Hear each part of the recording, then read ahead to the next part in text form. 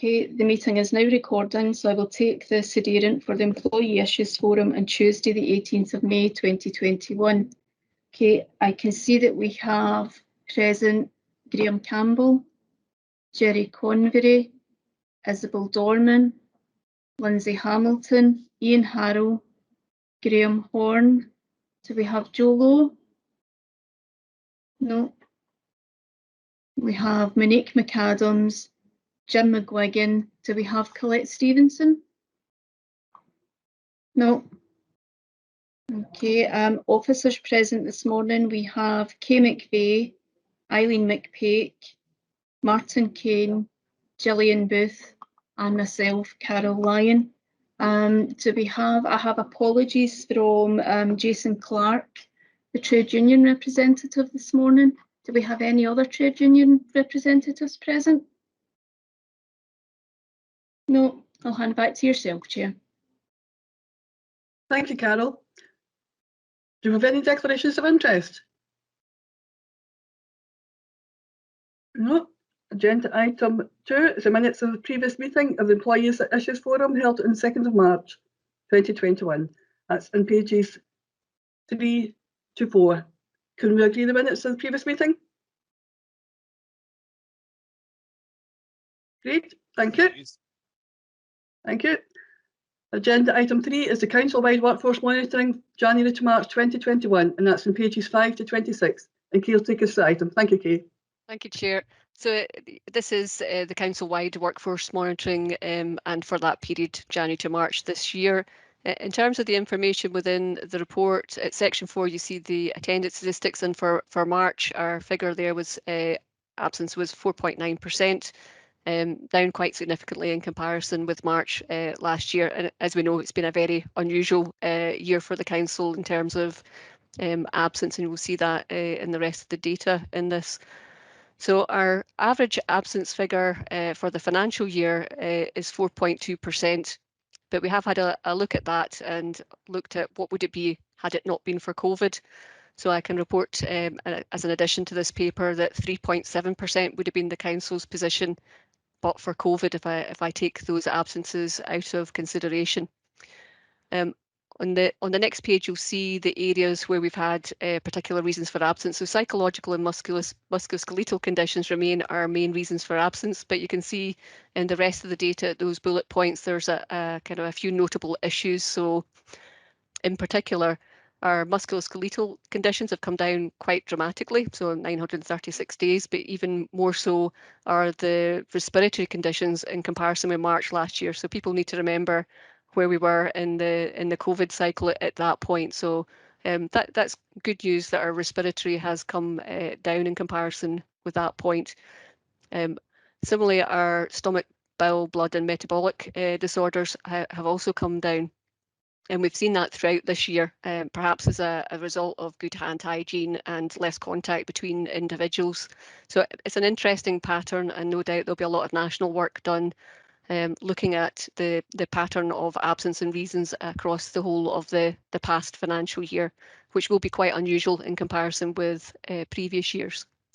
As you would expect, at section 5, I'm taking you through the occupational health activity that supports our employees in a return to work. So it'll come as no particular surprise that our physiotherapy treatments saw a decrease over the period, and that would be consistent with what we've seen in musculoskeletal disorders. But other than that, obviously, there are still a lot of activities in there to support the workforce, particularly around about the psychological supports, where we've had quite a bit of input over the past year as well. In terms of accidents and incidents, we're still seeing an increase in terms of the minor accidents and incidents. And again, we're still encouraging people to use the self-referral, the self-reporting element of that. So I would expect to see that still to increase. There's obviously a comfort in that it is in the minor injuries element.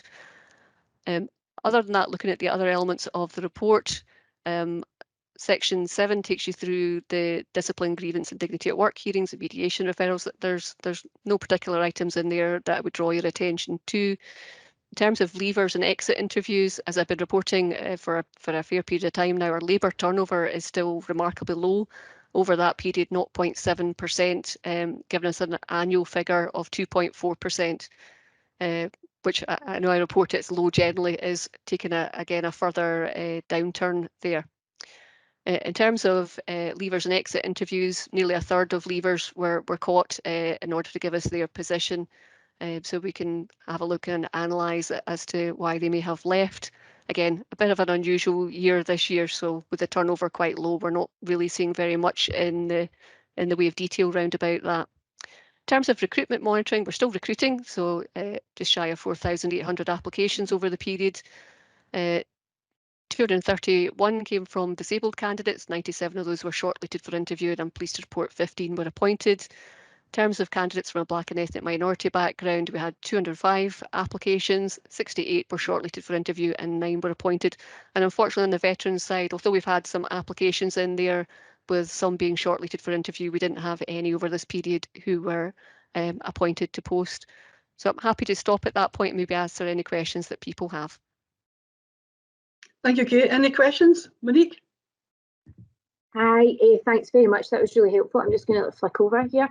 See in 5.1, Kate, and when we're talking about the medical examination, I wanted to ask a question about that. I had been told that it's basically costs us as a council £120 per session to refer our employees, which I don't have a problem with that cost, because the cost is a cost.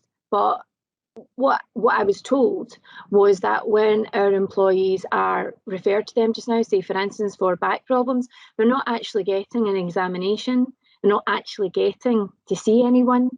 It's a case of, you know, they get to speak to somebody and tell them what the problem is, but effectively they've been diagnosed by somebody that's not actually seen them. So I want to know when that is going to change, so that it means that for the money that we are paying, that we're actually providing not just a tick box for our employees, but we're making sure that they actually are, you know, getting somebody to look at them, which means they get proper treatment, which means that they then can get back to work, you know, as quickly as possible. Thank you. If you're okay, Chair, I suppose we need to remember the purpose for which they're being referred to occupational health. So it's not a replacement for a GP service or services via the hospital. So what our occupational health service will do is take the medical information that those individuals who know the employee well and that obviously have had contact with them over quite a prolonged period, and then give us advice based on the medical information. So you get our occupational health advisor quite often will be in contact with the employee's own GP or a consultant or whatever they happen to be referred to, in order to get good information back and then give us as an employer advice on what should we expect, what could be done to support this individual. This is where our occupational health have a lot more information about the nature of jobs, what supports we can provide, and although our occupational health advisor will also give that out to the myriad of GPs that are within the South Lanarkshire area, he is much better placed to then know our kinds of jobs and what can be done. So I suppose it's maybe a kind of, there are two sides to this. In terms of providing diagnosis and treatment, that absolutely must be the employee's GP. The occupational health advice is more about our roles as an employer. Thank you, Kate. Yes, subsequent, please. So Okay, Monique. Thanks, Isabel. Just to understand then, so see if we've got a member of staff and they've got a sore back, and then we refer them to a service because we are good at looking after employees. So we refer them to a service which obviously like flags into like our figures, so they can't actually be at work just now. So the service that we've referred them to is for them to get physio, but they actually, we are paying for the physio, but they are not actually getting the physio because the physiotherapist will charge us for the service, will charge them to talk to them, will listen to their complaints, will tell them what they think it might be, but they're not actually physically getting physio. That's what I mean. So if I wasn't clear the first time, I apologise. Right, sorry. Right, so I thought you were talking about our occupational health advisor. So in terms of physiotherapy, that's a slightly different scenario. So physiotherapy can be accessed the vast majority of our employees access it whilst they're at work, so they're not off sick. So they may be struggling with a bad back, as you say, or a shoulder, or whatever it happens to be. I think pretty early on in the pandemic, we were doing more online support, which again, NHS do as well. So, but the full range of physiotherapy treatments is available from our physiotherapy service. They are making adjustments in the kind of new environment that we're in, as like I say, as are the NHS. So they're kind of very much mirroring what is there, but obviously it's a much quicker referral, which is why we have the physiotherapy service available as part of our occupational support. So does that come in those figures? So see the figure, let me think about the bullet point there. So you've got that at the second bullet point, 367 employees attended physiotherapy treatment at our physiotherapy service. Thank you, Kate. That okay, Monique? Yeah, no, that's great, and thank you. Okay, thank you. Ian? Thanks. At the risk of getting an obvious answer, why were no veterans appointed? Right. So I'll try not to be too obvious with the answer, Councillor Harrow. Be quick. They weren't, because they weren't successful at interview is the obvious answer. But the veteran scheme is a guaranteed interview provided you meet the essential criteria for the role. It doesn't guarantee that you get the job. Oh no, yeah. I wasn't thinking just because you're a veteran you get the job. I was just kind of so it's just they don't come over well at interview, or they don't have the kind of necessary experience or qualifications. That sort of thing. Well, they will have the essential criteria, which is why they've got the interview. Right. But there will have been a better candidate on the day at the interviews, which is why they weren't appointed. Okay, thanks. Thank you. Thank you, Kate. Can we agree with the report? Isabel, I want to come in. Oh, sorry, Jerry, and you come. Thank you. Just getting back to the point that Monique raised with Kay. What it says in here, Kay, is attended physiotherapy treatment. So the actual employees, to get back to the original question that was asked, did they physically meet up with a physiotherapist who gave them physiotherapy? It might have been online, Councillor Convery. I would need to go and double check, but there certainly will have been some now who would go and attend in person. It would depend on what point in the year and what the advice was for physiotherapists.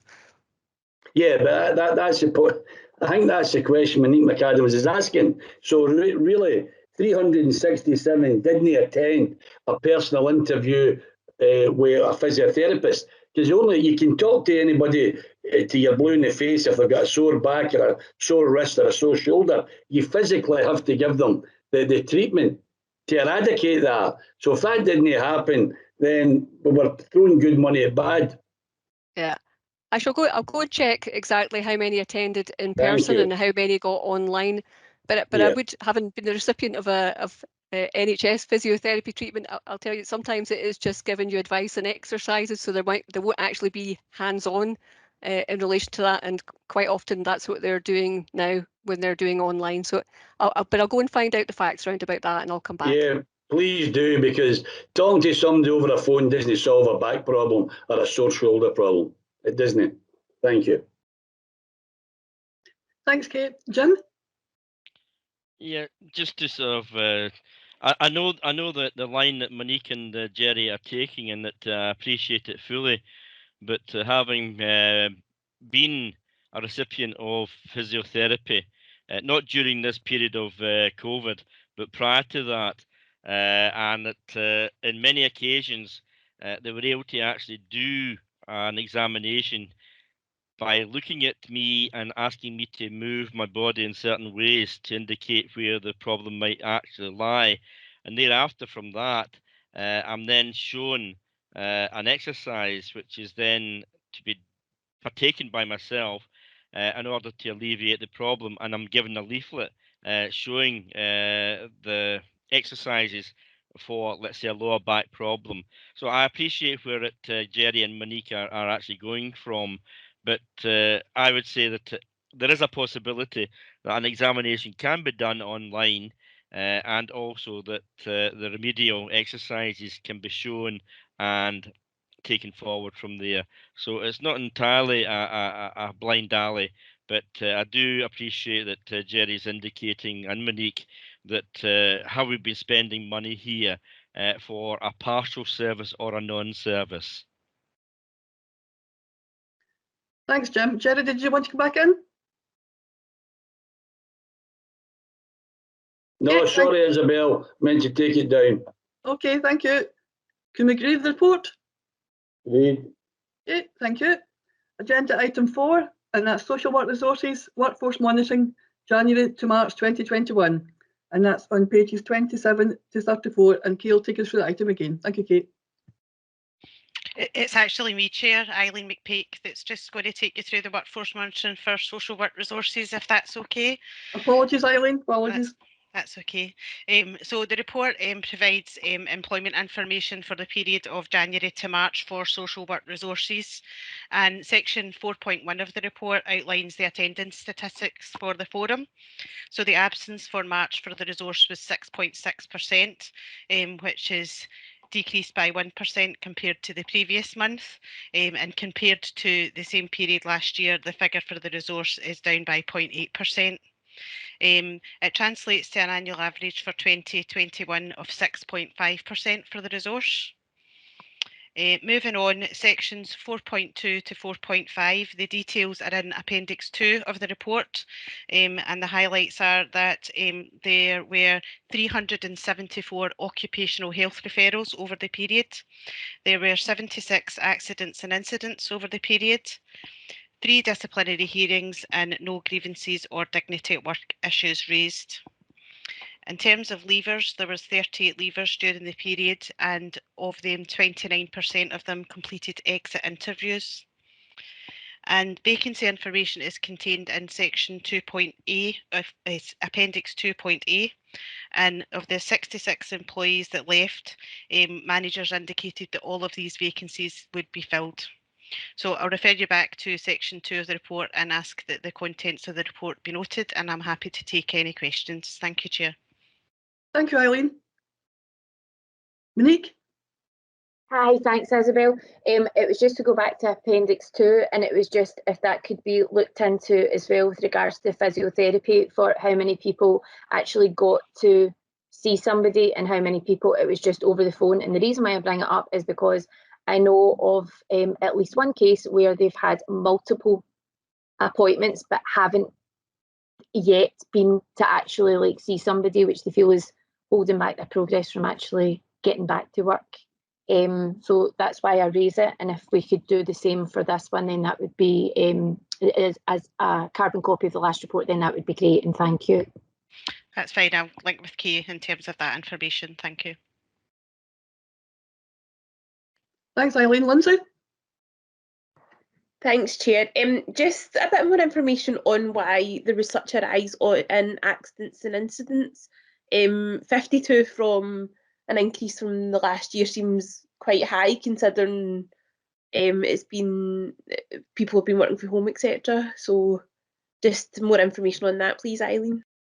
I think probably echoing what Kay said in the earlier report, you know, we've got the recording arrangements that are in place. You'll see there is an increase in terms of minor incidents that have been recorded. So there's been an exercise to encourage people to record more accidents and incidents. I think as well, you know, there actually is more people that are at work now than were previously at work, so there's maybe not as many that are at home, but certainly in terms of looking into that, I can dig into a bit more detail around that. I don't have all the detail in front of me, but I can dig into a bit more detail about that and provide you with maybe a bit more of a breakdown if that would be helpful. Thank you, Eileen. Is that okay, Lindsay? Okay, yeah, that would be helpful, because I think in comparison to this time last year, then I don't know if it would be much different, the circumstances, would it? Considering we were in lockdown for both periods of time. So just that would be useful. Thank you. Okay, thank you. Jerry? Thanks, Isabel. It's the same theme. If you take violent incidents, physical, last year it was 5, this year we're up to 23. And if you take the verbal, the 2 are up to 9. So you're going to go back and get his information, but surely the information should be here, guys. This is what this committee's about. So can we get that, Eileen? Because that's a horrendous increase. A horrendous increase for 24 to 76. We really should know why that's happened, and it would be helpful if we do get the actual reasons why. Thank you. Okay, thanks, Jerry. Jim? It's a bit of a technical question, and maybe it's a bit obvious as well. But when we're talking about the accident statistics, and we've had people working at home, if they have an accident at home, is that deemed as being an accident at work?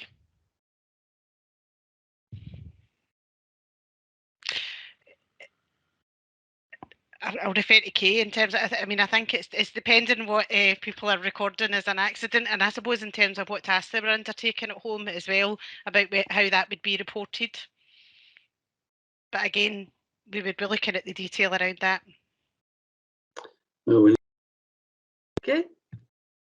Sorry, I presume that what we would do with that then, Eileen, is that we leave that to the interpretation of the individual, since it's a self-registration situation, and we would then clarify it one way or the other afterwards. Exactly. Yeah, you're absolutely right. Kay, do you want to come in at that point? Yeah, thank you, Chair. You've raised a very interesting point that did exercise quite a lot of folk in the health and safety world, Councillor McGuigan. A lot of discussion about, well, if you've left a trailing wire behind you and you've tripped over it in your own house, who is at fault? So we're asking employees to make sure that their workspace is comfortable and safe. We've been over the past year looking at the devices and ancillary material that is round about that. So for example, do people need a second monitor to make their workspace comfortable so they're not creating musculoskeletal problems? I don't actually think we've had any so far that have reported an accident in the home as an accident at work. But obviously it's not a stretch to think that that might be the case in the future, in the same way that if you are traveling in your own car to your first appointment, then you're at work and you may have an accident at work. It's an interesting point to raise. It's not really come to fruition so far, but I think, as Eileen said, you'd have to look at the details of an individual case to see whether it would be reported as an accident at work. But we do remind employees to be careful. Thank you. Thanks, Kay. I'll bring Martin in just now, and then Graham can come in after that, if that's okay. Yeah, maybe just add a wee bit of context for Councillor Convery and Lindsay. Obviously, the majority of the social care workforce has still been out working in the main. And what I would say is, certainly from talking with Scott, etc., in terms of home care, the winter this year has actually been a bit worse in terms of ice and snow, etc. So we've saw a bit more accidents in amongst the actual home care workforce. So I think really, generally what happens in social care is most of those accidents do occur in frontline staff that are out working anyway. So I think a combination of factors here is at play. But again, I'll go back and have a look at this and see if I can get some more information on it just across the services, if that just provides a wee bit of more anecdote information at this stage. Thanks, Martin. Graham? Yep, thank you, Isabel. And Kay and Martin know it's coming with this one because I prepped them both last week. I want to talk about resource planning in social work, and it's been a concern I've had for quite some time, especially here in the rural wards, where we seem to struggle to get home care provision. We've been working very hard as a council to allow more people to be cared for at home, but we seem to be struggling with the resource to deliver that care at home. And the same thing, but slightly different topic, still keeping in with social work. We seem to be struggling to get social workers. Again, starting to see some issues where, especially in children's services, trainee social workers are being allocated to pretty vulnerable and horrible cases, where really a continuity of service would be much better delivered by having the same social worker working with that child through the particular issue, rather than a student. And I don't want to be disrespectful to the student social workers, but they're only around for 2 to 3 months at a time, and these cases could require years of work. So again, so the question is, what are we doing about resource planning from a social work perspective, both in home care and in social workers, because there does seem to be a bit of a break here.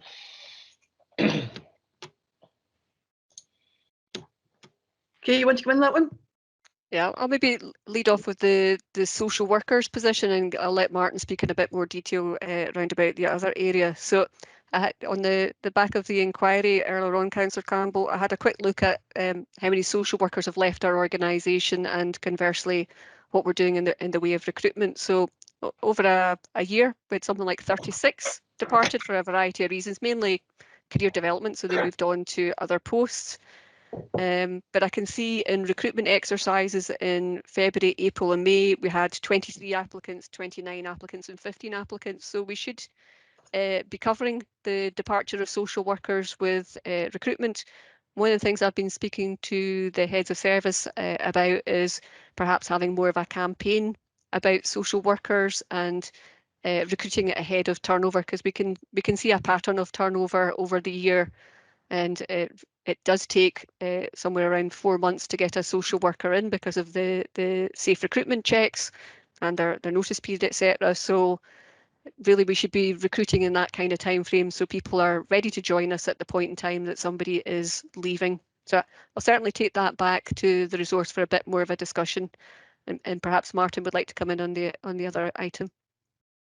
So yeah, just in terms of resource planning, Councillor Campbell, what we tend to do each year is we try and forecast what demand will be on the basis of demographic growth, etc., and then try and project what we would need in a workforce context in line with strategic plans and that. But I know there's a couple of conversations we've had about the very specific issues around strafing, etc.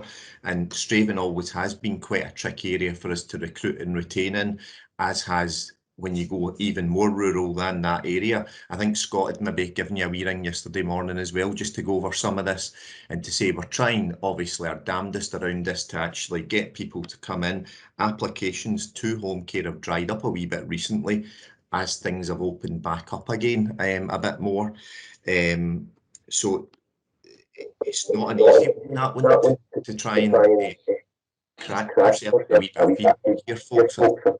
Maybe somebody. You don't want me doing double talking here. No, that's better now. That's better now. So it's not been an easy area to do in terms of strafing. The other thing is, you probably saw the adult social care review, and this probably ties in with Case Point overall, just the way that nationally social care needs to be viewed, etc., going forward, if we're actually to create a sustainable workforce for the whole of social care across Scotland. And there is some very, very good points in there that if Scottish Government follow through with all of those recommendations in there, that should set the profession up better for the future, certainly. So there's a whole load of competing factors. Scott's maybe going over things like the total mobile solution for you, where we're actually trying to schedule how workers orientate round a patch better as well, and that's to make it as efficient as possible, but also to make sure that workers aren't dotting about all over the place trying to cover care. So, you know, with these things there will be improvement, but at the same time it's not going to be a quick fix. And I know Scott went over some of the detail with you yesterday, and is also going to try and look at that specifically to see how we can tackle that area in strafing in particular. No, thank you. I mean, it's not just an issue in strafing. Most of the issues I'm seeing actually in the Stonehouse area at the moment. But I know that my colleagues down in rural Clydesdale are seeing exactly the same issue. And I know resource planning's hard. Listen, it's hard in business as it is for you guys. You know, we're always having to look at, you know, when's the right time to bring in new resource, when's not the right time. But it is something. The good news is that we never ever see a cost. None of these cases, these problems, are because we can't get a care package, we can't get the budget for a care package. But it just seems so sad that we can't seem to have the staff available to deliver these care packages, and it has been a problem now for quite a number of years. And as we try and drive the service to more of a home care delivered service, which again I've fully supported the whole way through this term.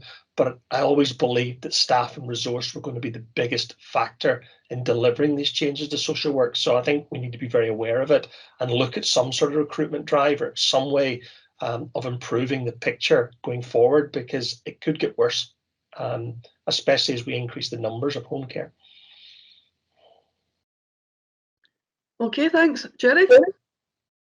Yeah, very briefly, Isabel. To follow on from what Graham said, Kay, could you get the figures? Because I think this is at the heart of the problem. What do we pay social workers and social care workers compared to our nearest other authorities like North Lanarkshire and Glasgow? If my memory serves me right, in the social care side, we're literally thousands of pounds a year different, lower salaries, and that must have an impact. Why would you go and work for an authority doing the same job when the guy next authority is getting £2,000 or £3,000 more? Could we get that type of information, Kay? Because it is a problem, it's not going to go away. Martin alludes to the fact that the whole social care thing is going to get looked at, but that's going to take years to implement, years. We've got a problem now. Thank you. Shall I come in there, Chair? Yeah. So there's been a few exercises done around about care at home staff and social workers. So probably just predates the pandemic, but in terms of the care at home staff, I think we were second highest. North Lanarkshire is a bit of an outlier in comparison with the other authorities, but we'll take a quick check through My Job Scotland and see what the current picture is round about that. Similarly, we've done an exercise round about social workers more than once, and again, we're comparing quite favourably. There maybe are one or two councils across Scotland who are paying a little bit more either at the start or at the end, but we're certainly not out of kilter with others. I think we've possibly hit the nail on the head in terms of the social care workforce as a whole. There's a lot of national work being done right at this point in time to try and see how we can make that whole arena more attractive, and it is linking with the work there that is going to take place over the next wee while. Certainly, it's not just us. So I know from having attended these national meetings that everyone, so whether they're third sector providers, council providers, whoever, they all struggle with attracting workforce in. So that's the issue that we really need to address here and make it an attractive career path for individuals. I think social workers in general come up through workforce planning issues across Scotland, and again, it's maybe something we need the throughput of social workers to be a bit more planned in the same way that we do, for example, in education for teachers. But tricky stuff. But they need to be, particularly at the social care workforce, we need to make this as attractive as possible, so that we compete favourably with other activities, whether it's retail or etc., which can be a bit more flexible on occasions. So, but I'll have a look at the most recent data and see if that's changed any. Thanks, Chair. Thank you, Kay. Jim? Thanks, Isabel. Just, I fully understand the situation that Graham has, and also the rest of our colleagues in the Clydesdale area, the rural area. And this all, I think, goes back to 2008 when we had the reverse eBay situation, and that we actually lost a lot of good companies in the private sector who were providing care and support, in particular in the Clydesdale area, and that I remember speaking with the director of social work at the time, who indicated that he didn't see any problems in being able to continue to supply the care packages to these people. And I must admit, I was very sceptical of it, and that as it happens, it seems as if I've been proven correctly in this one. But this is the problem that you've got, is that a lot of the good companies went out of existence at that time. And of course, the staff went with them because the staff had a degree of loyalty to these companies. And that loyalty went, and they then went, as Jerry's alluding, on the basis of where we're going to get the most money. Can I also, maybe with your permission, Chair, just go back to the question of the physiotherapy that we were talking about? I'm just wondering, have we ever considered the possibility of employing a physiotherapist to be on our staff? Because I'm just looking at the figures here. What was it, 374? If we work in the basis, about 120 quid per referral, that's working out at just under £45,000, and that's just for that particular period.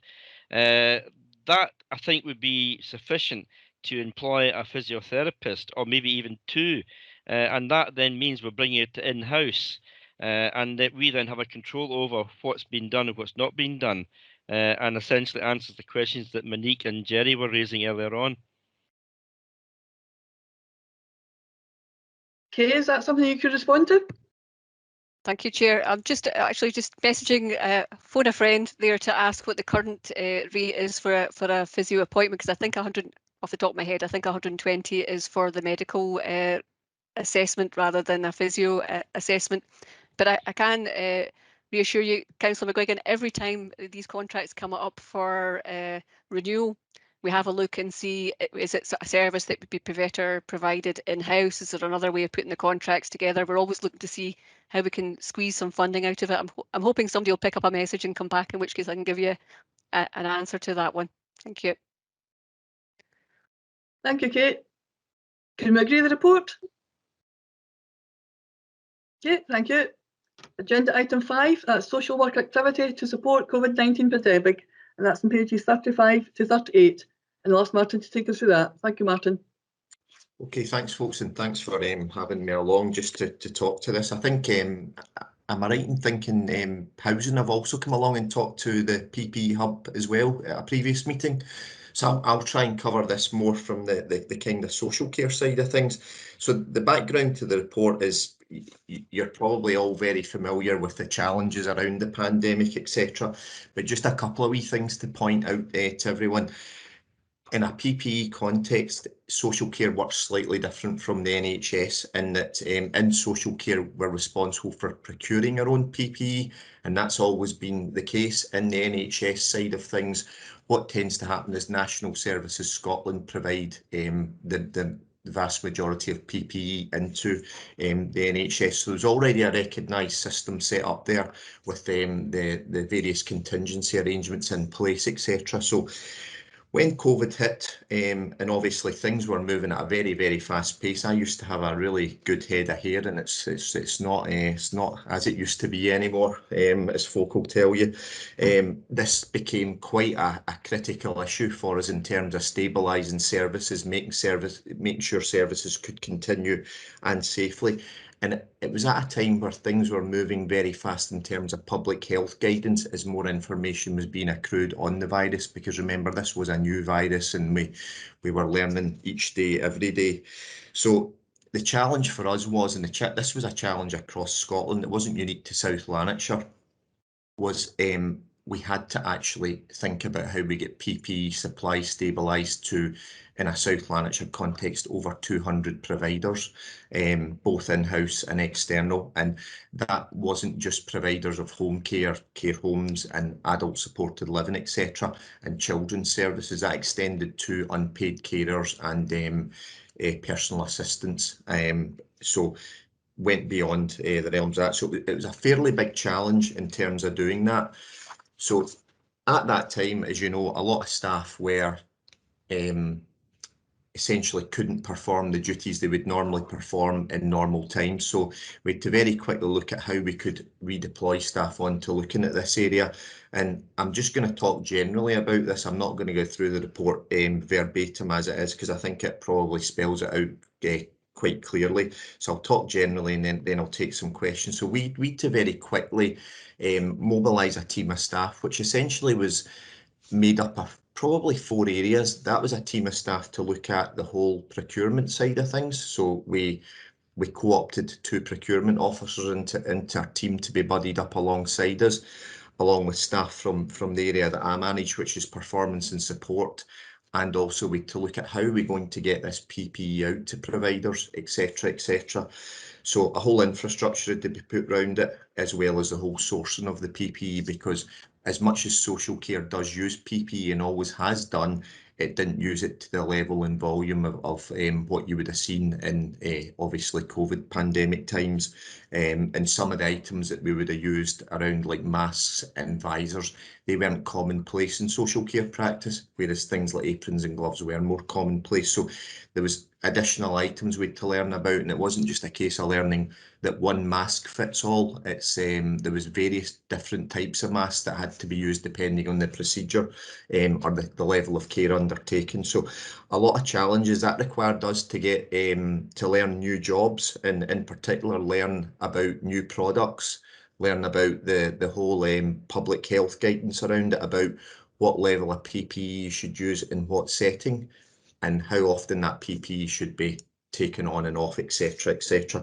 So as the public health guidance changed, what you then found was the demand for PPE changed. The demand for PPE wasn't governed by the number of positive cases. I think a lot of people think that the more positive cases you have, the higher usage of PPE. What became apparent to us was what was driving the demand was every time the public health guidance changed to cater for obviously the infection control, etc. So that was a thing that was really a game changer for us. Every time there was an update in the guidance, we had to cross match that and say, well, what implication is that going to have? Very quickly, what we had to do was get a gauger on the size of the sector. Now, when you look at the social care sector in South Lanarkshire, you know, very easily you're into 10,000 employees working in that sector. It is a big sector of staff where you were having to make sure the provision of PPE was there. What we had to do very quickly then was identify a building we were going to operate from, a safe systems of work, because there was actually housing people working from this building, and there was also social care staff and procurement staff working from the building.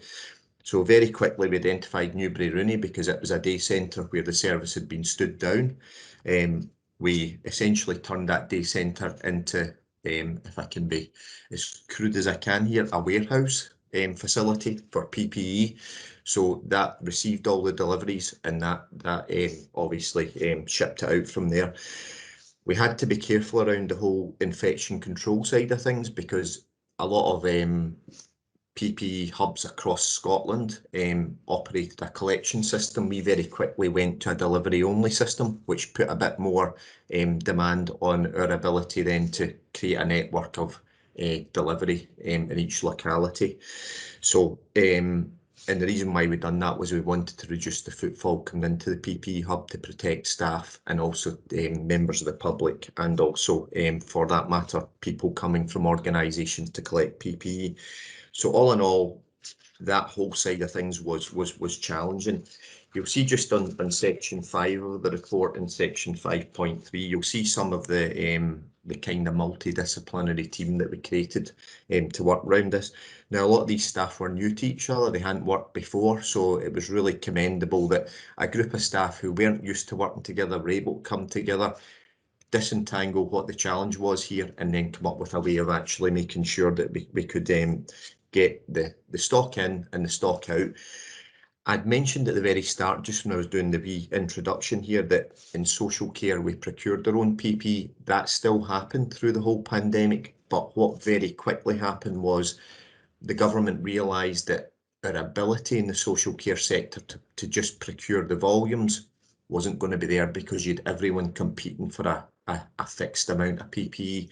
So we had support from NSS, who, if you remember when at the start of the presentation, I said support basically delivered to all the NHS side of the business. So very quickly we had to develop a partnership with NSS and actually draw PPE in for South Lanarkshire.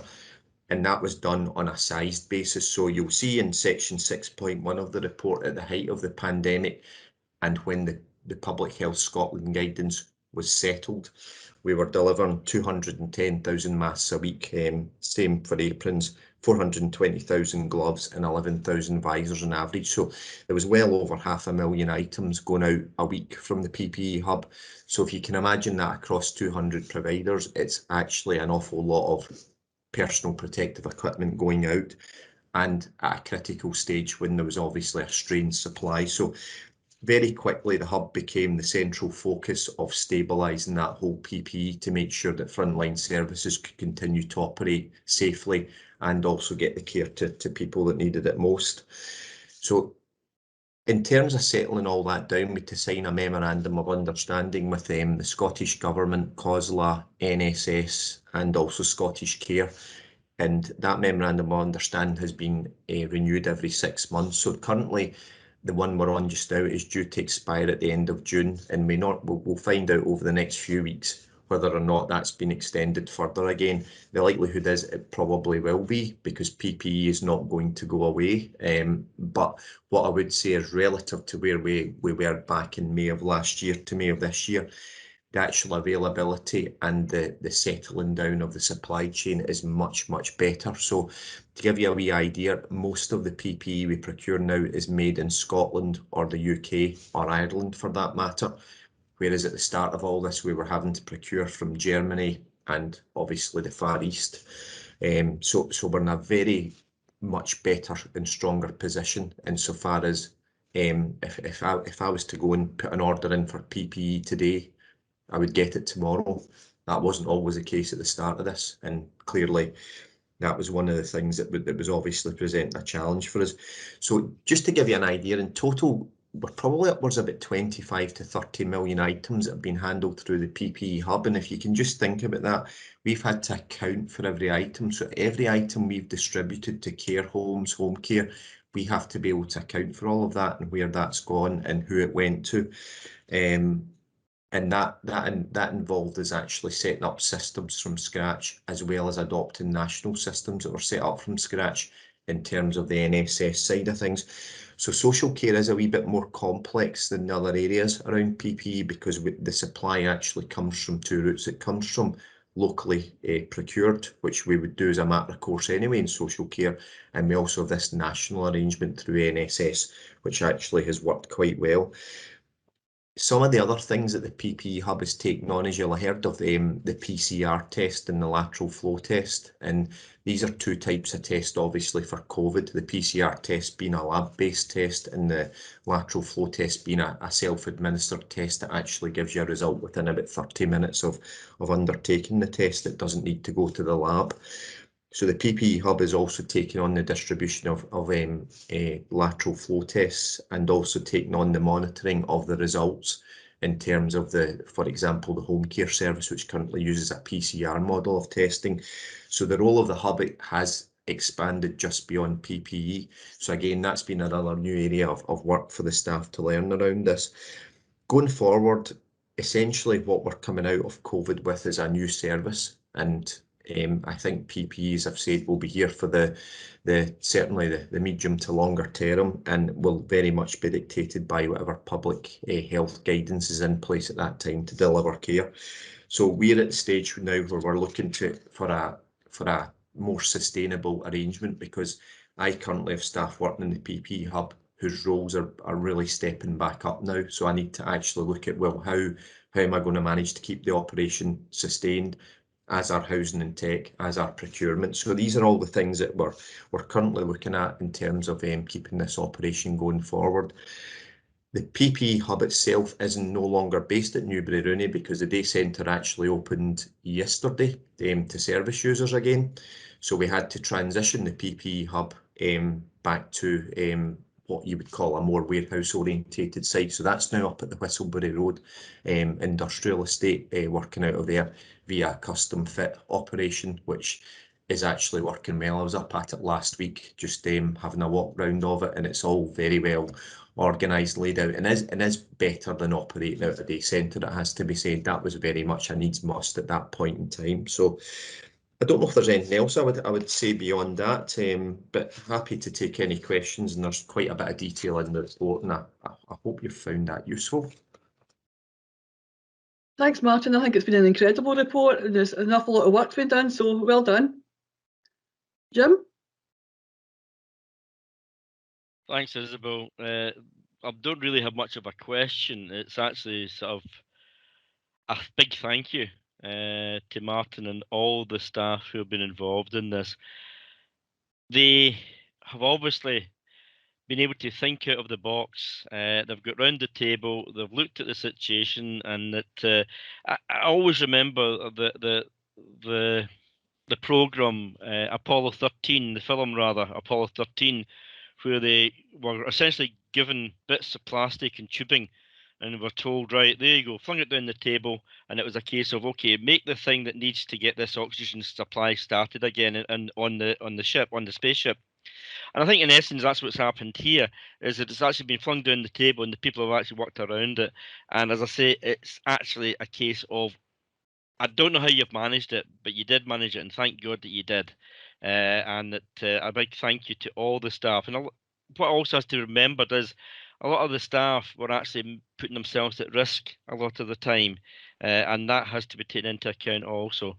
So, if anything, from this committee, I think that we need to be able to go back through Martin to tell his staff who were on the front line at that time a big thank you. And a big thank you for having been able to work through a very steep learning curve in a very short space of time to make a lot of people safe and in a state of well-being in what was really a crisis situation. And I hate to see the media picking up on maybe the one incident which actually has not been done properly out of the thousands which have been done exemplary. And you know, I keep saying in this COVID-19 crisis, the media have actually been the main stumbling block. But again, Martin, to you and your staff, a big thank you on behalf of the workers in South Lanarkshire, in the council, and also the people that we're caring for again in South Lanarkshire. Thank you very much. Thank you, Jim. Yes, totally agree. Any other questions for Martin? No, I think we'll pass over to Gillian for the presentation then. Thanks, Gillian. Thank you, Councillor Dorman. Okay, I will attempt to try and share my presentation. This may or may not work, so let's see.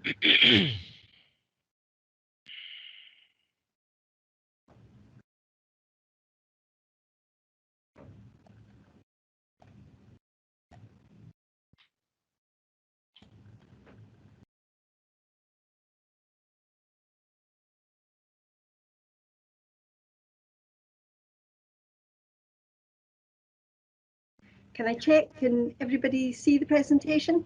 Yeah. Yes, we can see it. Okay, that's great. Okay, well, thank you very much for having me on today, for the opportunity to discuss and kind of present one of our successes at Unpaid Work. My name is Julian Booth. I'm Operations Manager for Justice Services with a particular remit around court services, MAPA and unpaid work services. So I don't know how many of you actually know about our unpaid work service at Auckland-Tibber, but we have a unit there, both, if you like, workshop and also office space. And based up there, we have around about 17 of our supervisors who supervise service users out in the community doing unpaid work.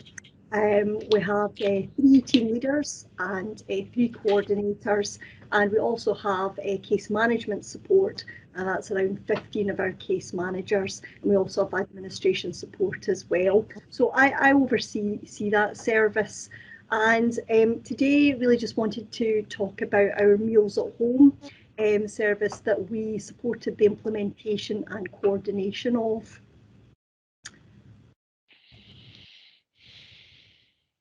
Has that slide moved on okay? Can everyone see that? Yeah? Yes. Yep. Yes, thanks. Okay, so the aim of our Meals at Home service was to deliver 1 hot meal and dessert per person to each family 7 days a week during the period of lockdown.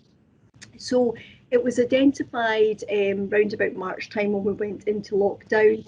We were asked by our service manager, Aaron Singh, to look at supporting the development of meals at home. And what we basically had been advised was that a number of vulnerable children and families that were open to social work services, so maybe children that were on the Child Protection Register, or that there was actually a current involvement, particularly around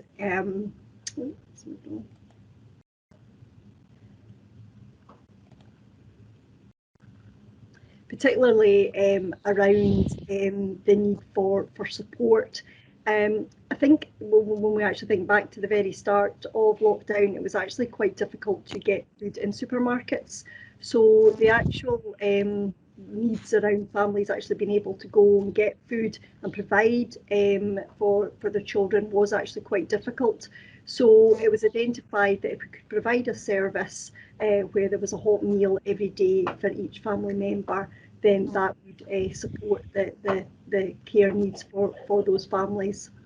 So basically we went live from the 21st of April to the 19th of June, and we had 5 hubs where we basically delivered a total of over 20,000 hot meals and desserts throughout Lanarkshire. I'll go on to talk about the hubs in a minute. What we I've spoken about obviously the referral process, and we did get some referrals from the district nurses, but primarily they were from children and family social workers in each of the localities.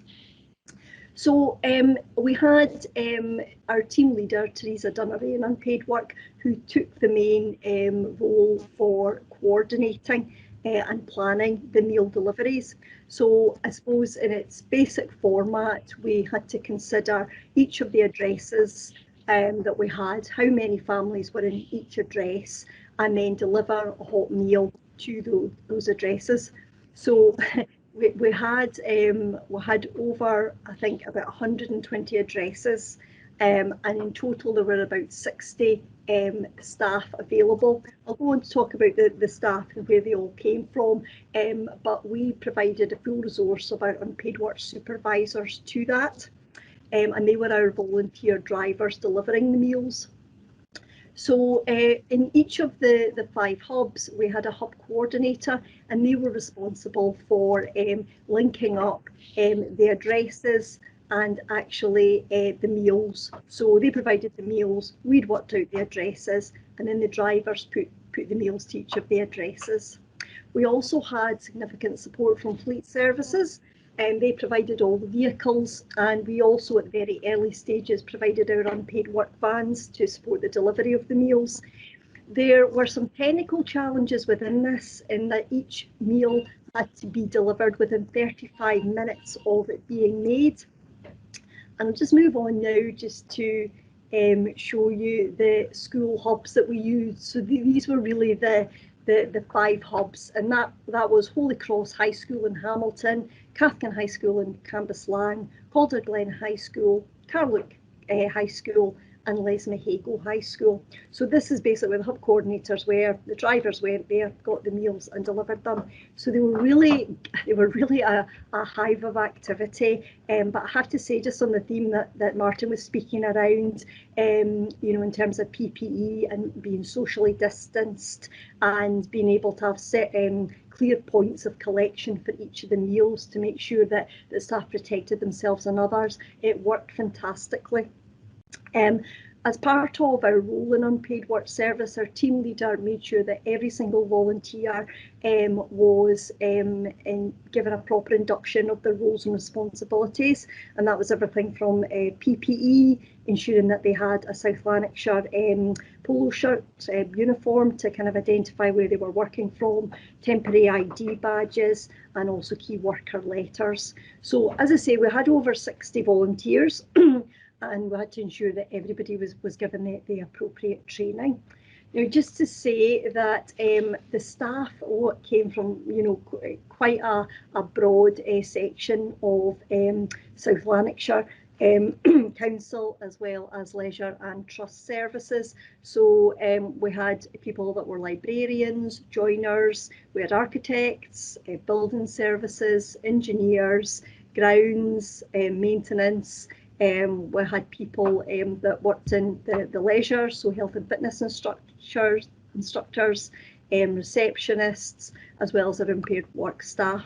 So there was quite a diverse staff group. And I have to say, one of I'll show you some of the feedback in a minute that staff had provided, but when you think about the volume of staff that had absolutely no experience of this type of work at all, and one of the things that was really noticeable was the fact that people just really rolled up their sleeves and got on with it and worked together, problem solved, fed back issues, because at the very early stages we had ideas and concepts how we were going to do this, but the practicality of actually delivering flagged up a number of issues. People came back and supported the kind of solution focus around that. So I have to say a brilliant demonstration of working across the sectors.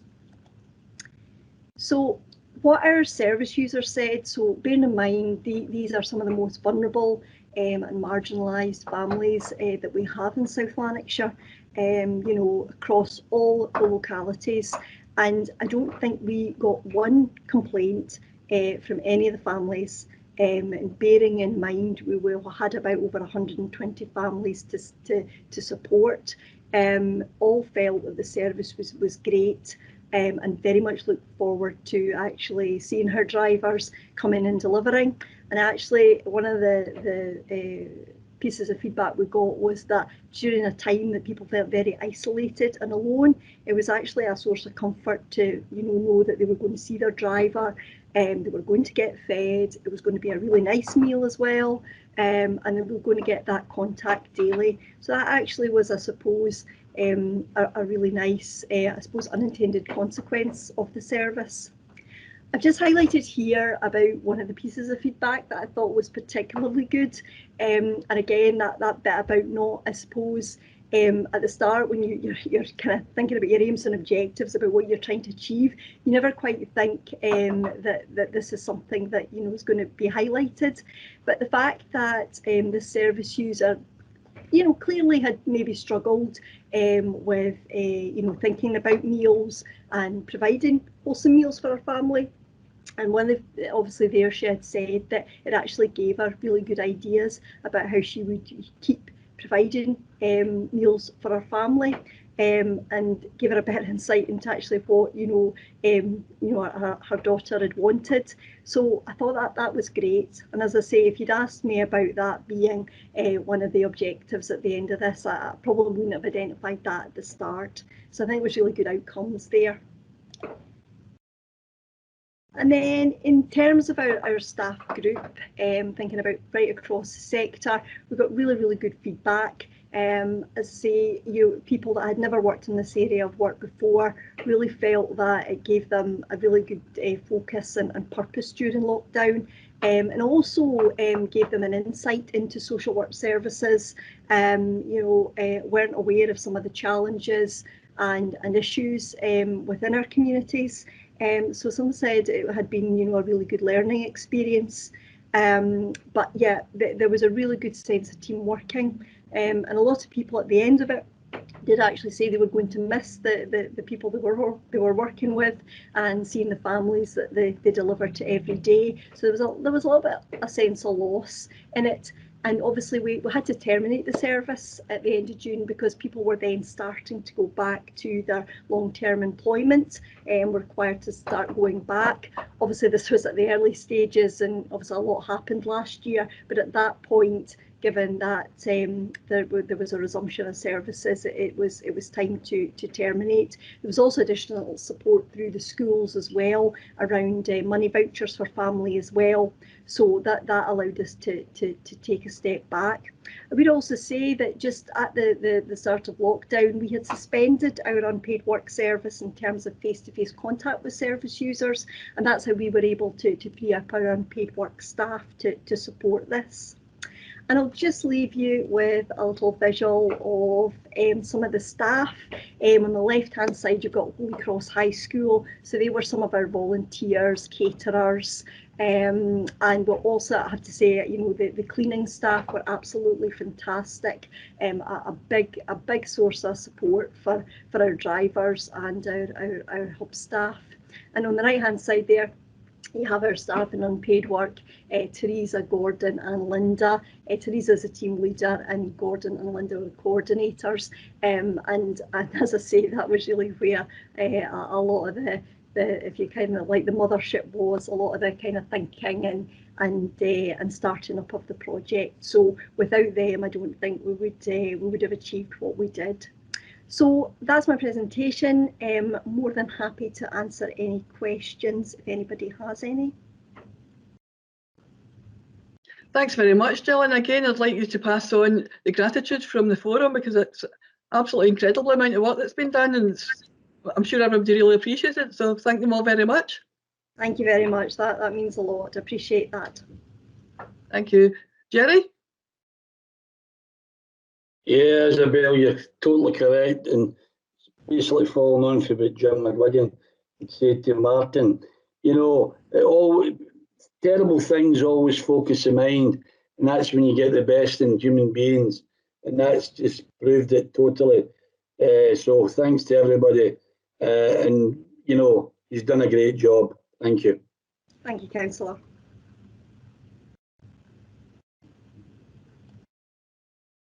You're quite happy to agree the reports then in the presentation? Yep. Okay. Thank you all very much. Jerry, your hand's up again. Well, thank you all very much for attending. Kay, you wanted to come in just now?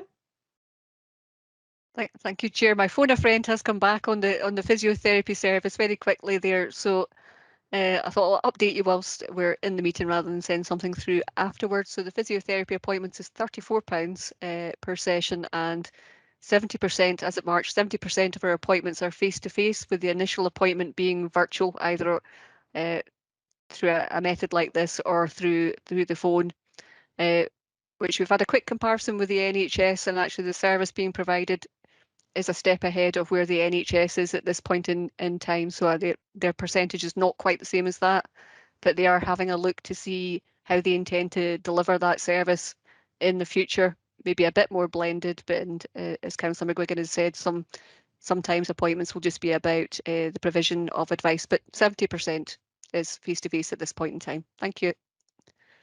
Thanks very much for that, Kate. Very efficient. I can't take credit. Somebody went and ferreted it. Thank you. I don't have any other urgent business, so I'd like to thank you all for your attendance. And to everybody take care, and I'll ask Carol to stop the recording. Thank you. Take care. Thank you. Bye. Yeah. Thanks, Isabel.